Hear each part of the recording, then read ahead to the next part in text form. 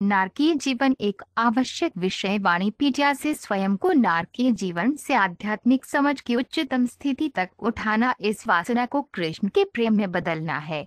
वैष्णव संप्रदाय के एक महान आचार्य श्री नरोत्तम दास ठाकुर ने कहा, काम कृष्ण कर्मार्पणे, अपनी वासना के कारण हम अपनी इंद्रिय संतुष्टि के लिए बहुत सी चीजें चाहते हैं, लेकिन उसी वासना को शुद्ध तरीके से बदला जा सकता है ताकि हम सब कुछ चाहे भगवान की संतुष्टि के लिए।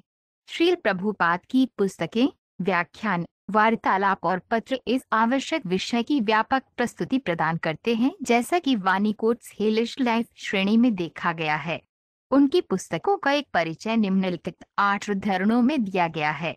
श्रील प्रभुपाद की पुस्तकों से उद्धरण, इस शरीर को त्यागने के बाद पाप कर्मों द्वारा अपना और अपने परिवार का भरण पोषण करने वाला मनुष्य नारकीय जीवन भोगता है और उसके रिश्तेदारों को भी कष्ट होता है। आधुनिक सभ्यता की गलती यह है कि मनुष्य अगले जन्म पर विश्वास नहीं करता, लेकिन चाहे वह विश्वास करे या न करे, अगला जीवन है। और यदि कोई वेदों और पुराणों जैसे आधिकारिक ग्रंथों के आदेशों के अनुसार जिम्मेदार जीवन नहीं जीता है, तो उसे कष्ट उठाना पड़ता है। श्रीमद्भागवत 3.30 एक श्रेष्ठ व्यक्ति नारकीय जीवन के परिणाम भुगत सकता है, लेकिन वह सत्य से विचलन के कारण बदनामी से बहुत डरता है। बलि महाराज भगवान द्वारा दी गई सजा को स्वीकार करने के लिए बहुत खुशी से सहमत हुए। श्रीमद्भागवत 8.22 सारांश, अवंचित जनसंख्या की वृद्धि निश्चित रूप से परिवार और पारिवारिक परंपरा को नष्ट करने वालों दोनों के लिए नारकीय जीवन का कारण बनती है। ऐसे भ्रष्ट परिवारों के पूर्वज नीचे गिर जाते हैं, क्योंकि उन्हें भोजन और पानी देने का कार्य पूरी तरह से बंद हो जाता है।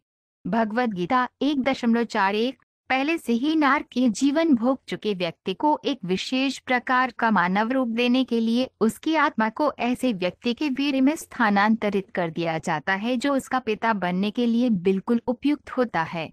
संभोग के दौरान एक विशेष प्रकार के शरीर का निर्माण करने के लिए आत्मा को पिता के वीर्य के माध्यम से माँ के गर्भ में स्थानांतरित किया जाता है।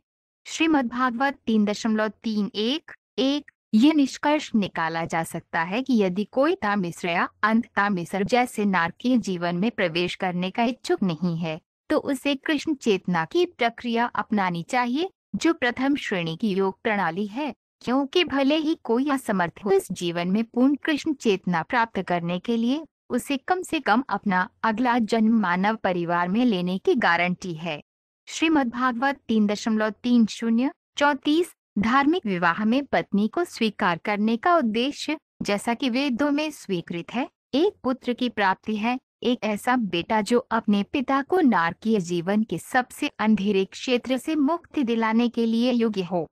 विवाह का उद्देश्य इंद्रिय तृप्ति नहीं है, बल्कि एक पुत्र को अपने पिता का उद्धार करने के लिए पूर्ण रूप से योग्य बनाना है। श्रीमद्भागवत 4.2146, एक वैष्णव पूरी तरह से भगवान की शरण लेता है, उसे व्यक्तिगत रूप से कोई समस्या नहीं होती है, लेकिन क्योंकि वह पतित बद्धात्माओं के प्रति दयालु होता है, वह हमेशा उन्हें इस शरीर और अगले शरीर में उनके नारकीय जीवन से बचाने की योजना के बारे में सोचता रहता है। इसलिए परीक्षित महाराज उत्सुकता से सुखदेव गोस्वामी से जानना चाहते थे कि मानवता को नरक में जाने से कैसे बचाया जा सकता है। श्रीमद्भागवत 6.16, विष्णुदूत, जो वरिष्ठ अधिकारी हैं, ने यमदूतों को आदेश दिया, जो नहीं जानते थे कि अजामिल अब अपने पिछले पापों के लिए नारकीय जीवन में क्लेश के अधीन नहीं था।